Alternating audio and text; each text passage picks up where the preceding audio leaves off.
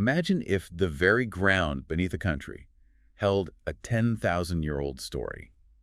Not just of, land, but of humanity itself. Hmm. What if a scientist told you that Ukraine, often seen as Europe's geographic heart, might actually be its genetic engine room, a real crossroads? A crossroads of empires and civilizations, yeah.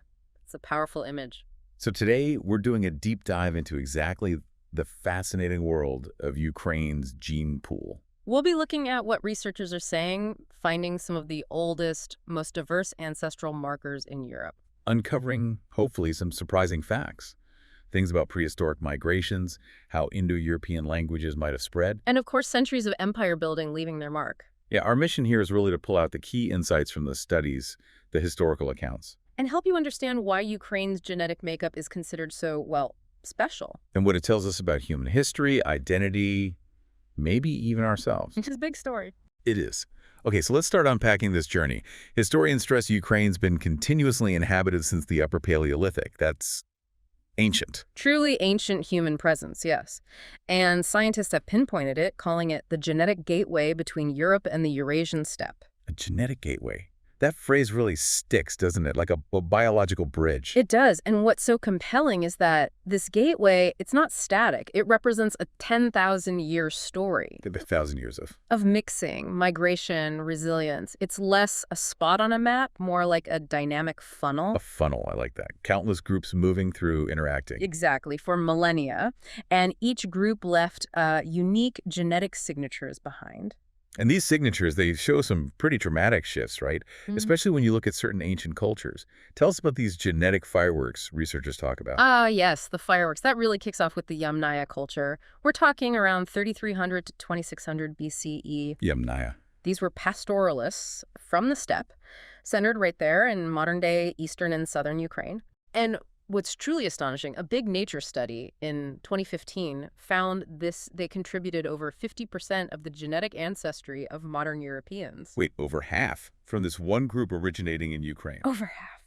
It fundamentally changed how we saw early human movements. So rapid, so widespread. Wow, that's a staggering impact from this specific region. It is. And their DNA, it's rich in specific markers, haplogroups. You hear about R1b and I2A. Yeah, those pop up a lot in genetic ancestry discussions, paternal lines, right? Exactly. Passed down father to son, shows a direct male lineage. But what's also surprising for that early, What's that? a really high frequency of lactose tolerance mutations. So they could digest milk as adults, which points to... Advanced pastoralism, a dairy-rich diet. They were deeply adapted to that lifestyle. Okay, so that's the powerful story from the steppe, the Yamnaya. But they weren't the first ones there, right? Yeah. What about the agricultural societies already in Ukraine? Right, well, before the Yamnaya, and overlapping with them for a bit, you had the Trypillian culture, or Cucuteni Trypilia, sometimes called. Trypillian, okay. Earlier. Yes. Roughly 5,000 to 2,700 BCE. Early farmers. Very different lifestyle. And different genetics, too, presumably. Definitely.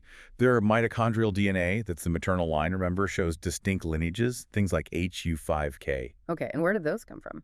Scientists trace those specific lines back to Neolithic farmers from Anatolia, modern-day Turkey area. So you literally had steppe pastoralists, the Yamnaya, meeting these Anatolian-descended farmers, the Trypillians, right there in Ukraine. A direct collision, yes. Yeah. And the really fascinating part, their DNA, these ancient markers from both groups. You can still find them today in modern Ukrainians. Still detectable. It's a remarkable persistence, a living testament to that ancient history. Incredible. So that brings us to the modern Ukrainian gene pool. You called it a complex mosaic. It really is. Recent genetic surveys like the Ukrainian Genome Diversity Project from 2020, they've shed a lot of light. What are the big takeaways? Well, for males, roughly 45 to 50% carry the R1A haplogroup.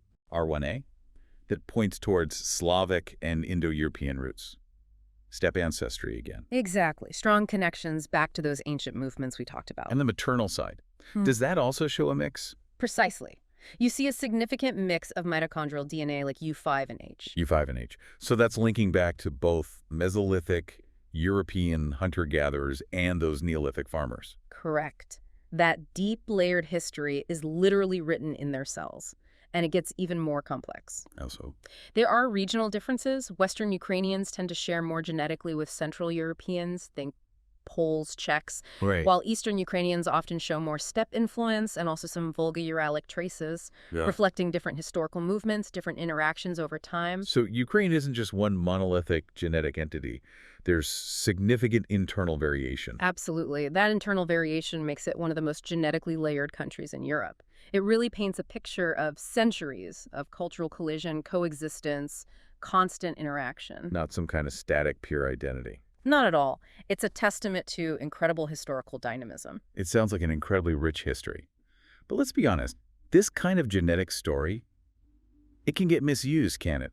That's a really critical point, how this ancient DNA gets interpreted, or rather, misinterpreted. Yeah, you hear about nationalist narratives, especially in Eastern Europe, trying to sort of claim ownership of Yamnaya ancestry, for instance. Exactly. Using it to justify cultural dominance, even territorial claims sometimes. We've seen examples like Russian ethno-nationalist circles falsely arguing Yamnaya DNA proves some kind of Slavic racial primacy. Which is just not scientifically sound. Not at all. And on the flip side, you get some fringe groups in the West trying to twist up ancestry into, Aryanist ideologies. Yeah. But the mainstream scientific community pushes back hard against that. Absolutely. Strongly. Scientists stress, look, Yamnaya descendants are spread widely across Europe and Central Asia. It's not exclusive to one group. So Ukraine's genetic history is inclusive, not exclusive. Precisely.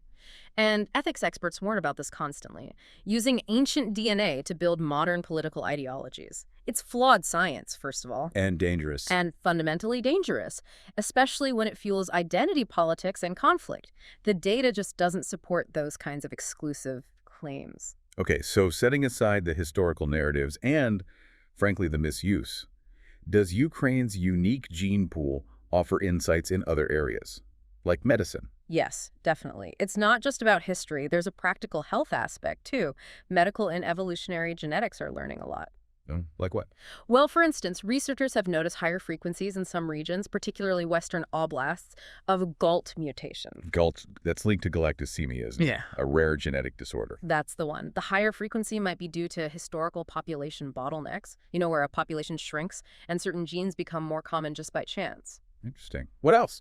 Well, conversely, there seems to be a lower prevalence of the common cystic fibrosis genes compared to Western Europe. Lower CF. But on the other hand, you see elevated rates of BRCA1 and BRCA2 variants.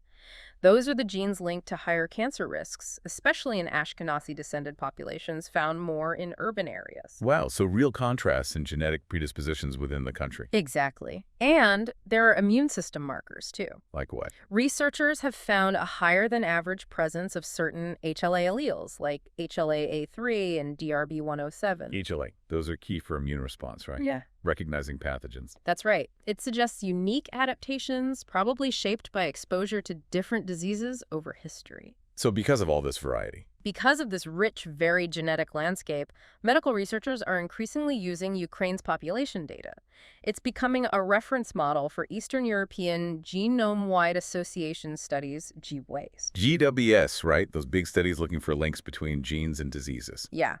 Ukraine's diversity is proving crucial for understanding disease patterns and potentially developing more targeted treatments, not just for Ukrainians, but across the wider region. So if we pull all these threads together, Ukraine isn't pure. It's not primitive.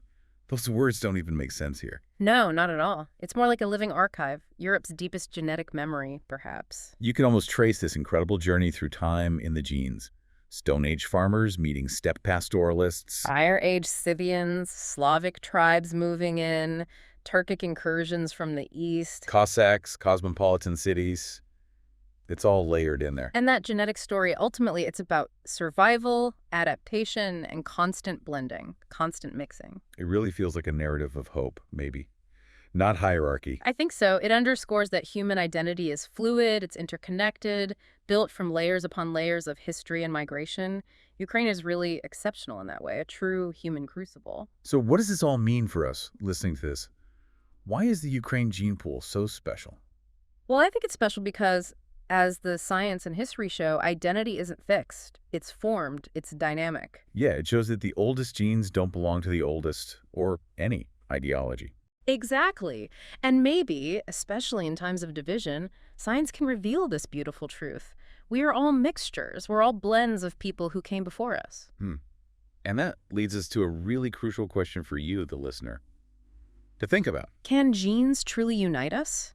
By revealing our shared complex past. Or do they always carry that risk of being misused again for dangerous ideologies? Ukraine's story is still being written, isn't it? In its DNA and in its history. So what stands out to you in this incredible genetic journey? Something to ponder?